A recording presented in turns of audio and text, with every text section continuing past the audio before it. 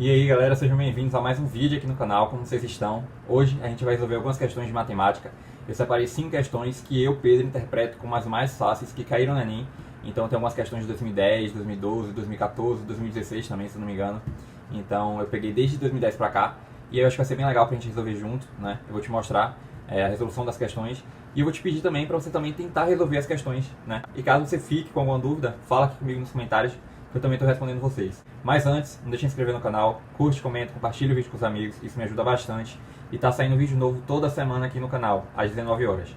Let's bora! Bom, então vamos lá. A primeira questão é a 136, está aí na tela para vocês. Um mecânico de uma equipe de corrida necessita que as seguintes medidas realizadas em um carro sejam obtidas em metros. Letra A, distância A entre os eixos dianteiro e traseiro. E letra B, altura B entre o solo e o encosto do piloto. Então a gente tem uma imagem retratando justamente isso, né? Essas medidas A e B. Ao optar pelas medidas A e B em metros, obtém-se respectivamente quanto? Alternativa A, B, C, D ou E. Vamos lá, vamos resolver essa questão. Bom, então vamos lá. Essa questão é super simples. É uma questão relacionada com unidades de medidas. Então a gente tem duas medidas, certo? E que a gente tem que transformar para metros. Só isso. A questão deu a medida A e B. A medida A equivale a 2.300 milímetros e a medida B equivale a 160 centímetros. E a gente precisa transformar os dois em metros. Só isso. Então vamos lá, né? A gente tem que colocar aqui em metros, ok? Primeiro o A, vamos botar aqui. Tá aqui, certo? Quilômetros, hectômetros, decâmetro, metro, decímetro, centímetro e milímetro. Ele está aqui e a gente tem que passar para metro. Ele vai andar 1, 2, 3 casas para a esquerda. Então aqui é o quê? 1, 2, 3. Então fica 2,3 metros. Só isso. Próximo agora. Ele está em centímetros, né? A medida B. 160 centímetros. Então ele vai andar 2, só 2 casas para chegar em metros. Então ele vai andar 1 e 2 para a esquerda. Então aqui ficou 1,6 metros. Encontramos a alternativa correta então, né? É a alternativa B de bola, 2,3 metros e 1,6 metros. A próxima questão é a 164. Cerca de 20 milhões de brasileiros vivem na região coberta pela Caatinga, em quase 800 mil quilômetros quadrados de área. Quando não chove, o homem do sertão e sua família precisam caminhar quilômetros em busca da água dos açudes. A irregularidade climática é um dos fatores que mais interferem na vida do sertanejo. Segundo esse levantamento, a densidade demográfica da região coberta pela Caatinga em habitantes por quilômetros quadrados é de quanto? 250, 25, 2,5, 0,25 ou 0,025?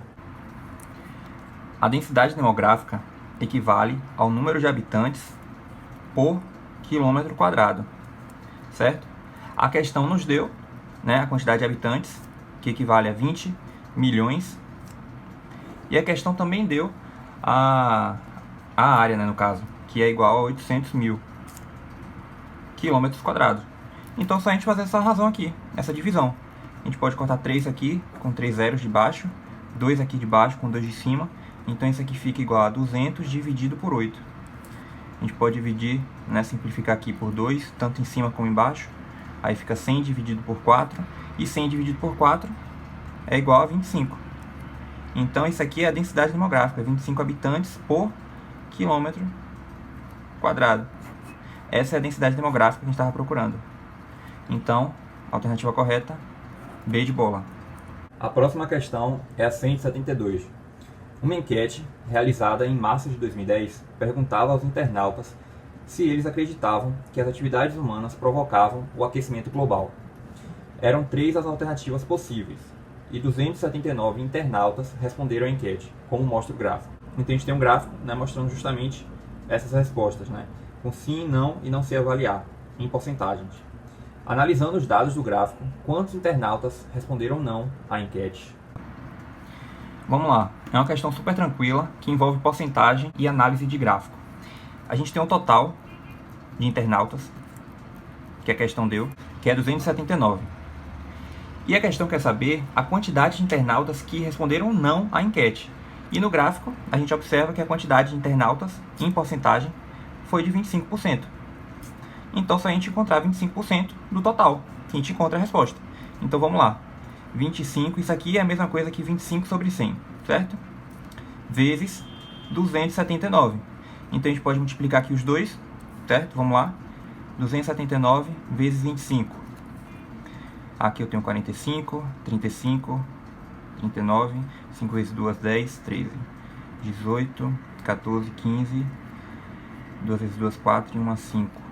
5, 17, 9, 6.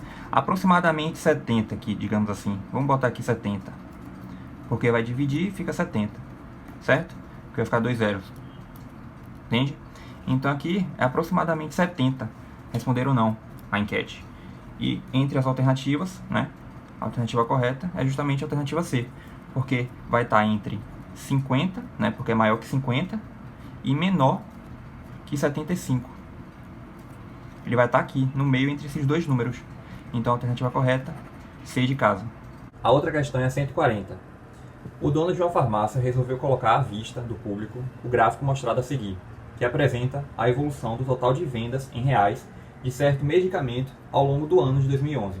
Então a gente tem esse gráfico, né, com os meses de janeiro a dezembro e o número de vendas também. Essa evolução, no caso. De acordo com o gráfico, os meses em que ocorreram, respectivamente, a maior e a menor venda absolutas em 2011 foram em quais meses? Alternativa A, B, C, D ou E? Março e abril, março e agosto, agosto e setembro, junho e setembro ou junho e agosto? Essa questão é super tranquila. A questão quer saber qual foi, dentre os meses, que teve o maior e a menor venda absolutas em 2011, certo? Nesse ano. Então, olhando aqui no gráfico, qual foi que teve o maior pico, onde foi que teve a maior venda?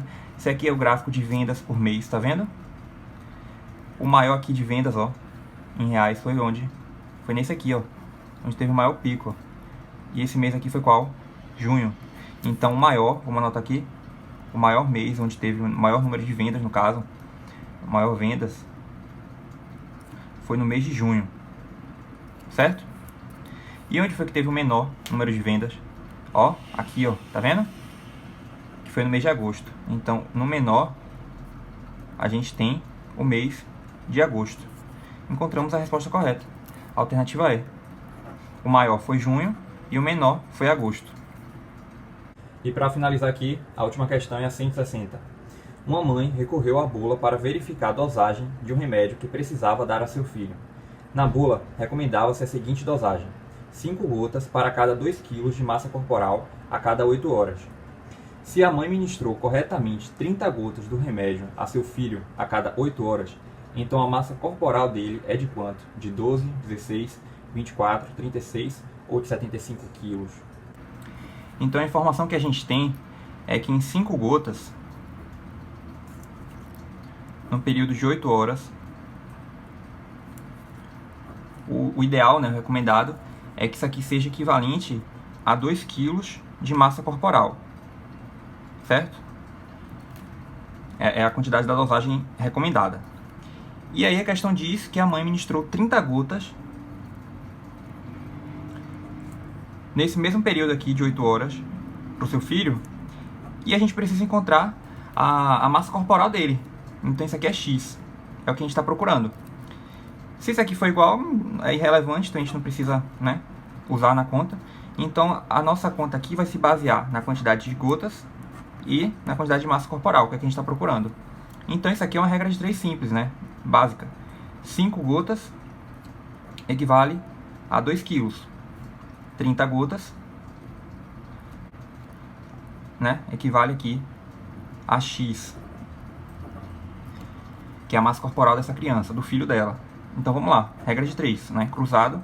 Então a gente tem 30 vezes 2 é igual a 5 vezes X. 30 vezes 2, 60, é igual a 5x. X é igual a 60 dividido por 5. 60 dividido por 5 é 12. Então, essa é a massa corporal do filho dela, né, da criança. 12 quilos. Ele pesa 12 quilos e a alternativa correta é a alternativa A. Bom, meu povo, então essas foram algumas questões que eu separei para vocês nesse vídeo. Como eu falei, eu acho que é bem pessoal também. Eu interpretei como as mais fáceis, porque envolve mesmo questão de matemática básica pura, sabe? Então, por isso que eu interpreto como as mais fáceis e tá aí no meu top 5, né? 5 questões. Caso ainda vocês tenham ficado com alguma dúvida, falem nos comentários, como eu falei no início do vídeo também, em relação a alguma dessas questões.